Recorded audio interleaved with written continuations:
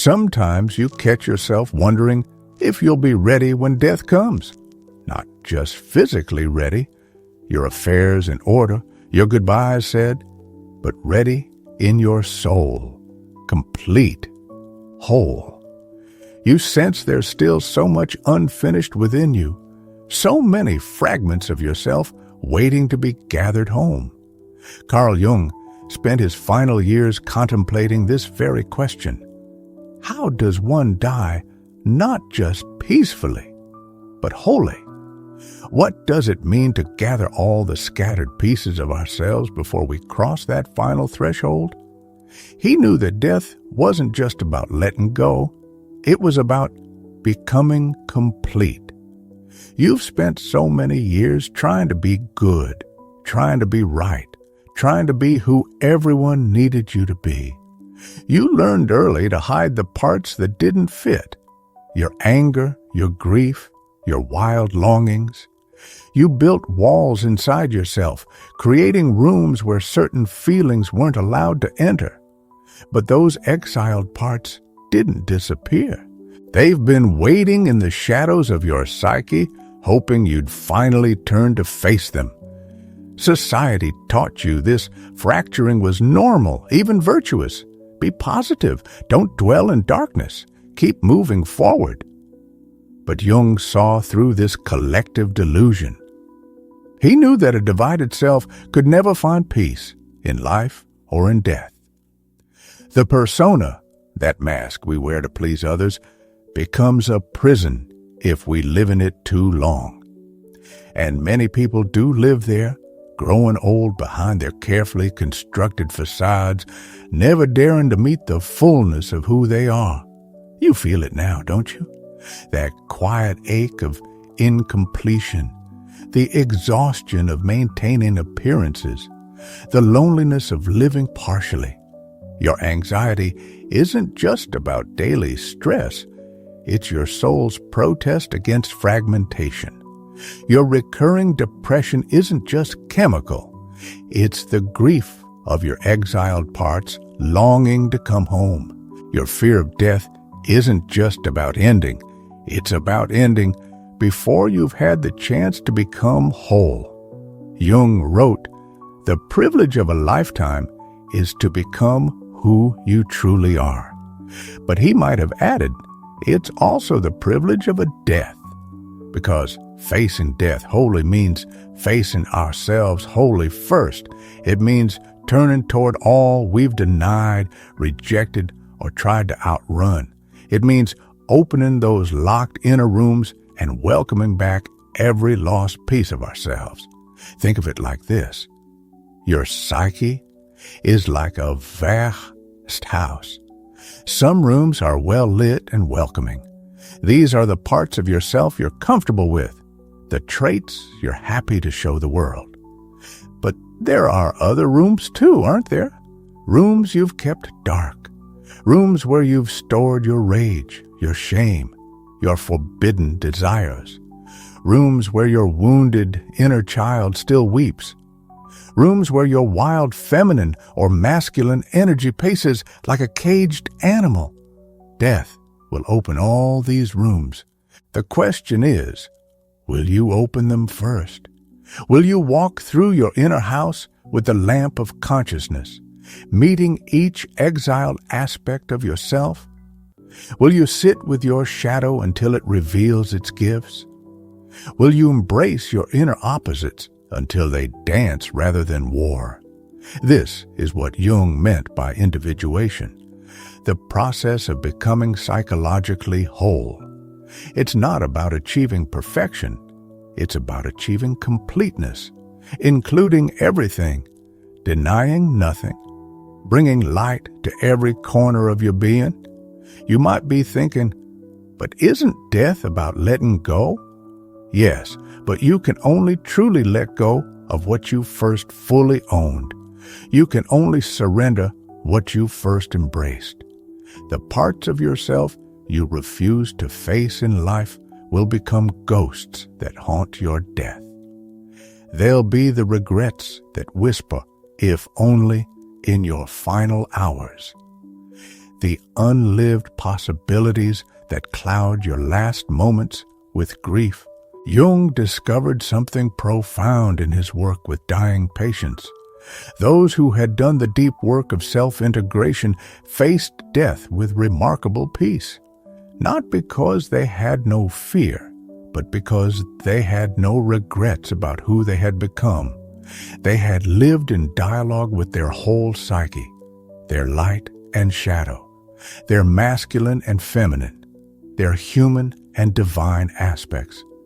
Death found them complete, even if imperfect. This completion doesn't happen automatically with age. You don't become whole just by growing old. Some people reach the end of their lives more fragmented than ever, having spent decades running from themselves. The journey to wholeness requires conscious intention. It asks you to turn around and face what you've been fleeing. Start with your shadow, those disowned parts of yourself that hold your rejected power. Your anger isn't just destructive. It carries your healthy boundaries, your sacred no, your ability to protect what matters. Your sadness isn't just pain. It's the depth of your capacity to love, to care, to remain human in an often inhuman world. Your fear isn't just weakness. It's your instinct for truth, your inner wisdom saying, pay attention. Welcome these parts back.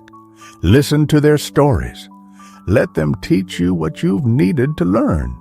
Jung said, one does not become enlightened by imagining figures of light, but by making the darkness conscious. This is how we prepare to die whole, by living whole first, by refusing to abandon any part of ourselves. Then there are your inner opposites, the masculine and feminine energies within your psyche. Regardless of your biological sex, you contain both. The masculine brings focus, purpose, discrimination. The feminine brings receptivity, intuition, connection. Death requires both, the courage to face it and the wisdom to surrender to it. Are you in relationship with both energies, or have you rejected one in favor of the other? Consider, too, your relationship with the transpersonal, those aspects of psyche that extend beyond your personal identity. Jung spoke of the collective unconscious, that vast reservoir of human experience that lives in all of us. Are you connected to something larger than yourself? Have you found meaning that transcends your individual existence? This connection to the transpersonal helps us die whole, because it helps us understand that while our form may end, our essence continues in the great dance of being. You might be wondering, is there still time? Yes. Jung emphasized that the second half of life is when this deep work of integration becomes most possible. You've lived long enough to know your patterns, to see the price of fragmentation, to feel the call toward wholeness.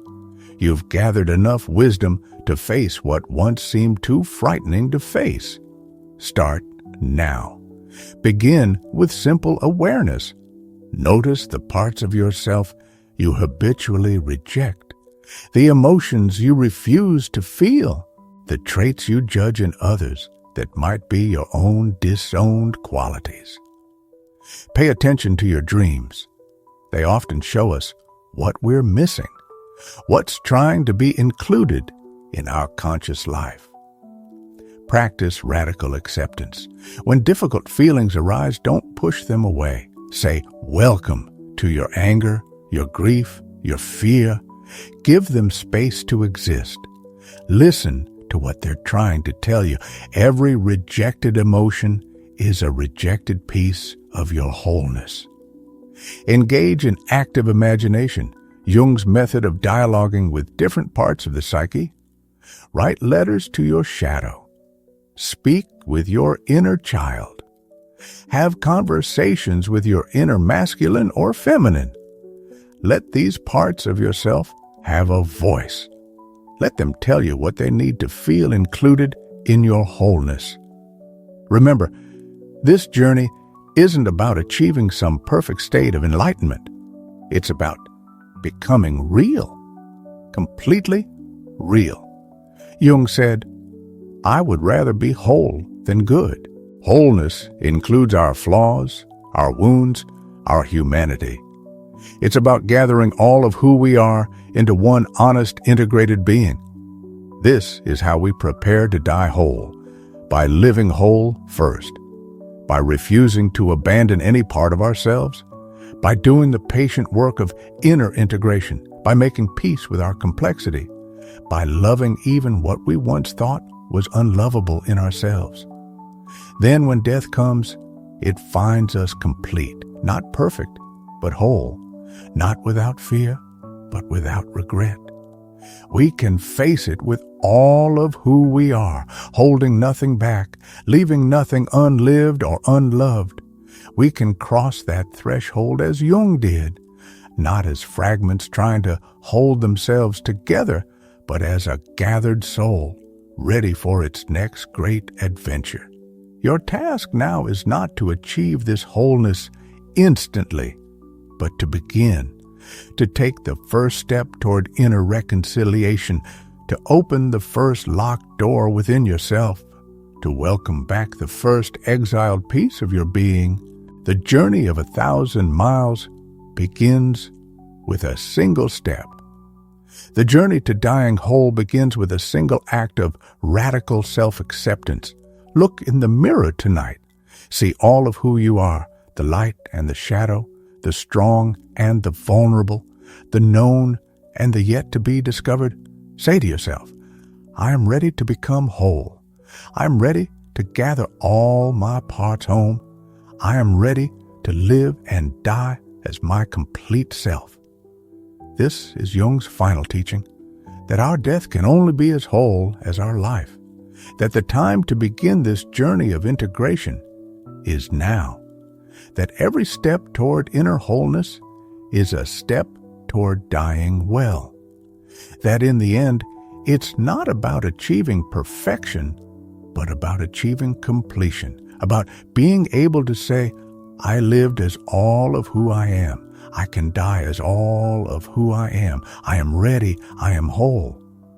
And this wholeness you seek, it's not just psychological. It extends into the body, into relationships, into your connection with the natural world. Jung understood that real integration happens on multiple levels. The body holds its own wisdom, its own memories, its own path to completion. Have you noticed how your body carries the weight of your unlived life? The tension in your shoulders might be years of unexpressed truth. That recurrent pain in your chest could be grief asking to be felt. The fatigue that never quite lifts might be your soul's exhaustion from holding back its full vitality. Integration means listening to these physical messages. Your body isn't separate from your journey toward wholeness. It's an essential part of it. Those aches, those symptoms, those persistent discomforts, they're not just medical issues to be fixed. They're messages from your deeper self, asking for attention, for inclusion, for understanding. Jung observed that many physical symptoms improved when people faced their psychological shadows. The body knows when we're living partially, when we're refusing parts of ourselves. It protests our fragmentation with its own language of pain and disease.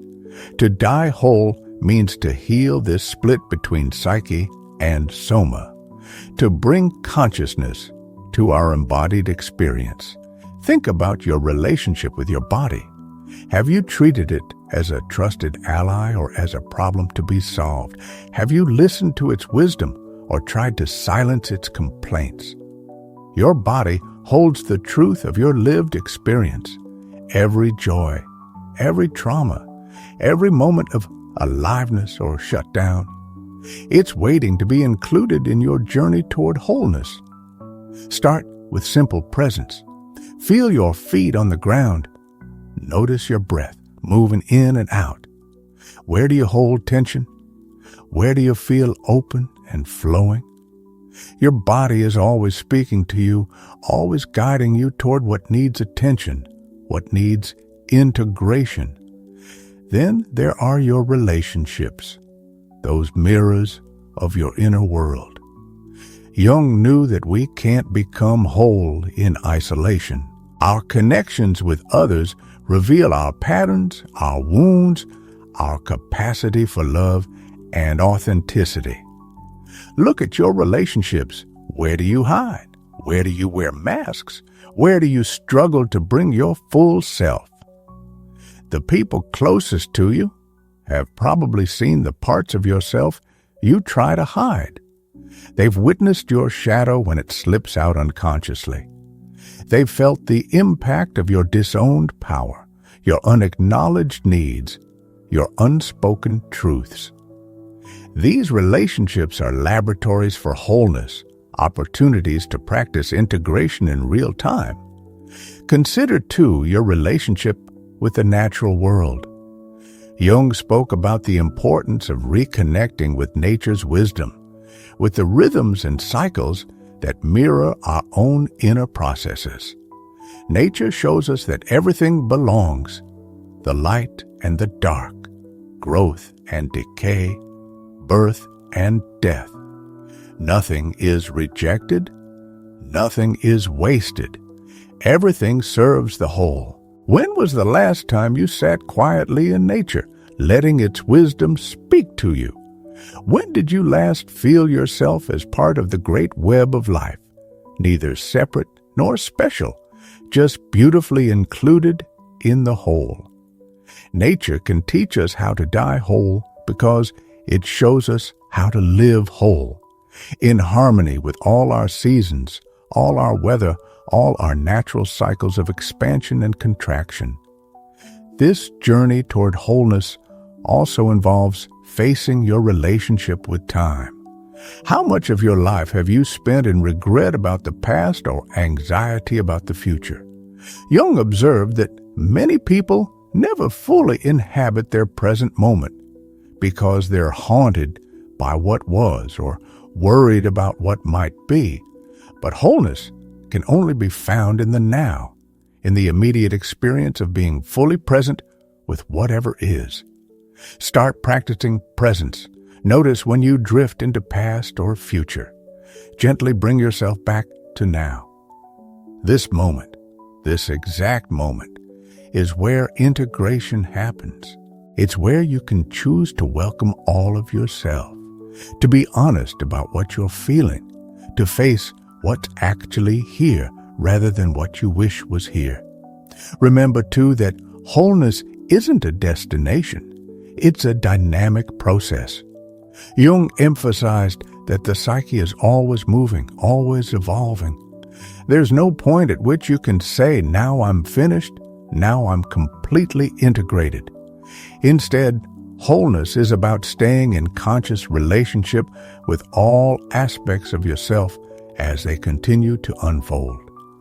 This understanding brings both challenge and relief. The challenge is accepting that the work of integration never really ends. There's always another layer, another aspect calling for attention. The relief is knowing that you don't have to achieve some perfect state of completion. You just need to stay engaged with the process. Stay willing to face what arises. Stay committed to including more and more of yourself in your conscious awareness. Consider your relationship with power, not just external power, but your own inner authority. Many people approach death feeling powerless, as if it's something that happens to them rather than a process they actively engage with. But Jung knew that real power comes from integration, from owning all aspects of ourselves, including our relationship with endings. How do you relate to your own power? Have you owned it fully, or do you shrink from it? Have you integrated your capacity to say no, to set boundaries, to stand in your truth?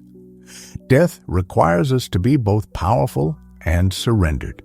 Powerful in our choice to face it consciously, surrendered to its ultimate mystery. Then there's your creativity, not just artistic expression, but your fundamental capacity to bring something new into being.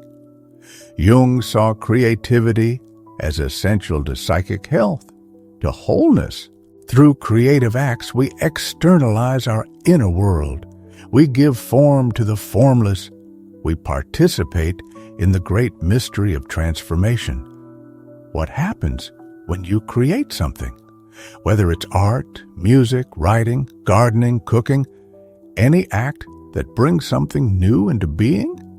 Notice how it feels to express yourself fully, to let something flow through you into form.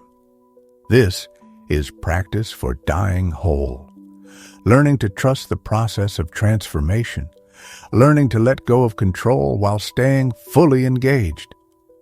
Your dreams, too, are essential guides on this journey. Jung considered dreams messages from the unconscious, showing us what we need for wholeness. Pay attention to your dreams. What themes keep recurring? What figures appear? What emotions arise?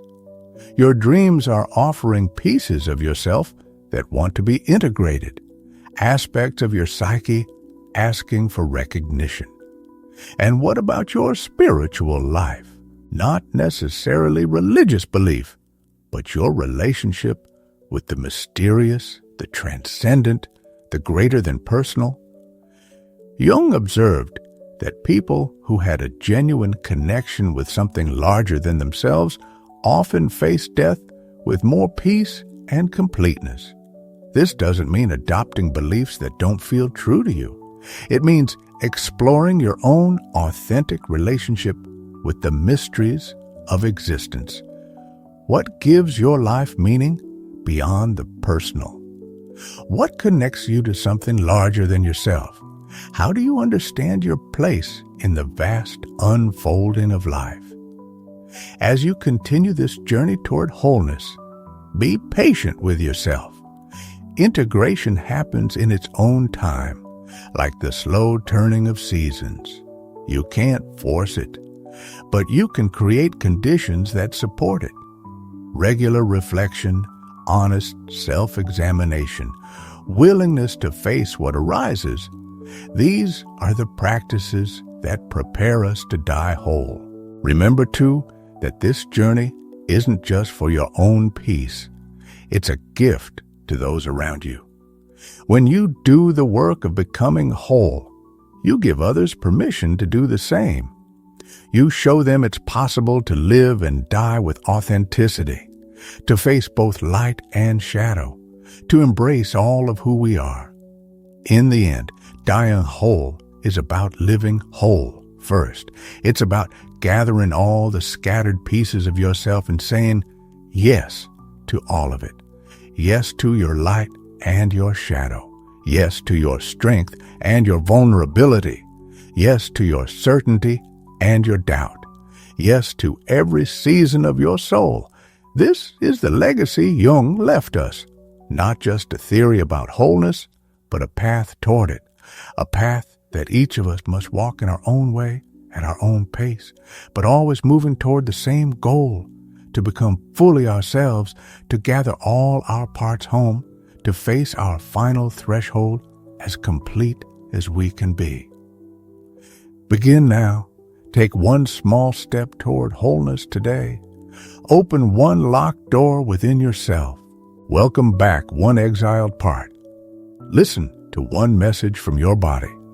Face one difficult truth. Express one authentic feeling. This is how we prepare to die whole. One conscious moment at a time, one act of integration at a time, one choice for authenticity at a time. Your journey toward wholeness is the most important work you'll ever do.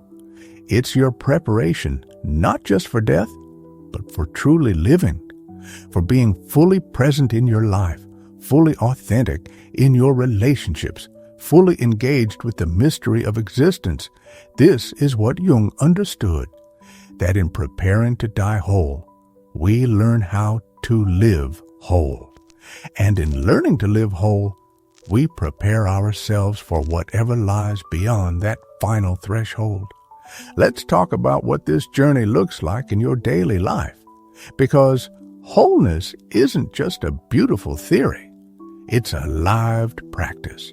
Every morning when you wake up, you have new opportunities to choose integration over fragmentation, authenticity over masks, presence over escape. Start with your morning ritual. Instead of immediately reaching for your phone or jumping into activities, take a few moments to feel yourself fully. Notice what's present in your body, your emotions, your thoughts. Welcome all of it. This simple practice begins your day with wholeness rather than division. Throughout your day, pause occasionally to check in with yourself. What are you pushing away? What are you trying not to feel? What parts of yourself are you hiding? These moments of honest self-reflection are like gathering scattered pieces of yourself back home. When difficult emotions arise, and they will, practice staying present with them. Don't immediately try to fix them or push them away. Remember Jung's wisdom that everything in our psyche serves a purpose. That anxiety might be showing you where you need to set better boundaries. That sadness might be connecting you to your capacity for deep love. That anger might be protecting something valuable. Pay attention to your relationships. Notice when you're wearing masks, when you're trying to be who others want you to be rather than who you are. Practice small moments of authenticity. Share a genuine feeling. Express a true thought. Set a clear boundary. Each authentic interaction helps integrate your public and private selves. In your work life, look for ways to bring more of yourself forward, not in inappropriate ways, but in authentic ones. How can your unique gifts, your genuine insights, your real presence contribute to what you do? Even in conventional settings, there are always opportunities to be more real, more integrated, more whole. When you face challenges, and you will, remember that these too are opportunities for integration. Every difficulty brings up parts of ourselves that need attention, acceptance, understanding. Instead of just trying to get through hard times, ask yourself, what is this situation trying to teach me about wholeness? What parts of myself am I being asked to face and include? Your evening routine is another chance for integration. Before sleep, take time to reflect on your day. Where did you live from wholeness? Where did you fragment yourself? Don't judge, just notice. Let each day be a lesson in how to gather yourself more completely, how to live more authentically, how to prepare for your final integration. Jung emphasized that this work of integration continues until our last breath. Even in dying, we're still learning, still gathering, still becoming whole. Some of our most profound integration happens in our final days as the artificial boundaries between parts of ourselves naturally dissolve. But you don't have to wait for death to begin dissolving these boundaries. You can start now, today, in this moment. Look around your life. What divisions have you created that no longer serve you? Between work and play, between spiritual and material, between strength and vulnerability, between who you are and who you think you should be. True wholeness means dissolving these false divisions while maintaining healthy boundaries. It means being able to access all parts of yourself appropriately, to bring forward what's needed in each moment while staying connected to your full range of being. As you continue this journey, remember that perfection is not the goal. Jung was clear about this. Wholeness includes our flaws, our struggles, our humanity. It's not about becoming some idealized version of yourself. It's about becoming real, completely real, with all your complexity and contradiction. In the end, dying whole is about living whole. It's about gathering all the scattered pieces of yourself and saying yes to all of it. Yes to your light and your shadow. Yes to your strength and your vulnerability. Yes to your certainty and your doubt. Yes to every season of your soul. This is your journey now. To gather yourself home, piece by piece, day by day. To face what you've been avoiding. To embrace what you've been rejecting. To become who you truly are. This is how we prepare to die whole. By living whole first. By refusing to abandon any part of ourselves. By doing the patient work of inner integration. Remember Jung's words. The privilege of a lifetime is to become who you truly are. This is your privilege now. To become whole. To gather all your parts home. To prepare for your final threshold by living as completely as you can today. Begin now. Take one small step toward wholeness. Open one locked door within yourself. Welcome back one exiled part. Listen to one message from your body. Face one difficult truth. Express one authentic feeling. This is how we prepare. One conscious moment at a time, one act of integration at a time, one choice for authenticity at a time. Your journey toward wholeness is the most important work you'll ever do. It's your preparation not just for death, but for truly living, for being fully present in your life, fully authentic in your relationships, fully engaged with the mystery of existence. This is what Jung understood and what he left as his final teaching. That in preparing to die whole, we learn how to live whole. And in learning to live whole, we prepare ourselves for whatever lies beyond that final threshold. The time is now. The journey is yours. The choice to become whole is always available, always waiting, always calling you home to yourself. Answer that call. Begin your journey. Gather your scattered parts. Prepare to live and die as your complete self. This is your birthright, your privilege, and your sacred task. And remember, you are not alone on this journey. Every step you take toward wholeness helps light the way for others. Every piece of yourself you reclaim helps others reclaim themselves. Every moment of integration contributes to the healing of our collective soul.